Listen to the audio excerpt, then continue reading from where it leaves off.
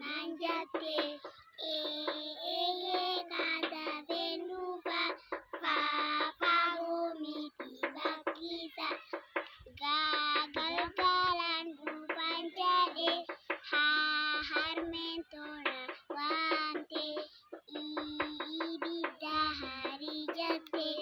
jajabinte nyamarate kakale sahar manone lalali senawante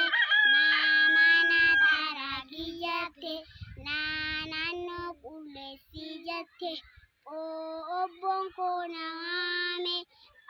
papaya biti jade kakarshin kabun jadeni sa kakarshin kabun jadeni rarakon kabunan jade sasanti bambitin jade tatakayung kabun jade ummato kenya va video hilala wawambaye hojana tata bitinan jade ya danne ya oh masyaallah har kada me ya danne za zaitin di tunda kaba khabirao ni ga jira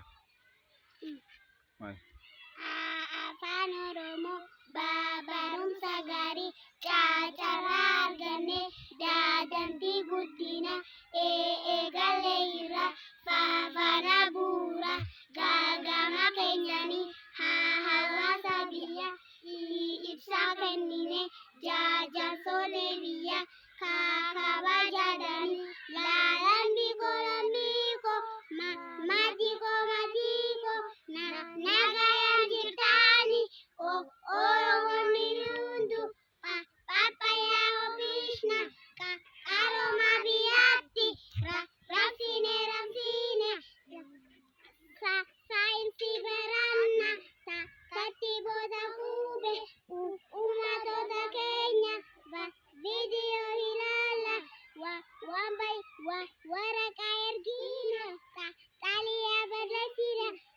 yaadanne za jennee xumura. masyaallah tabra saayinsii qoricha koo naa eegsisee faayuma koo ganama kaa'ee harka godhii kee fuula godhii kee jiree koo nyaadhee mana barumsaan deema manni barumsa sammuu gabbisa dukkana haqee ifa mul'isa. aya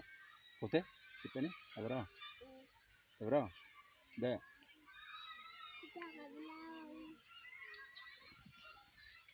ime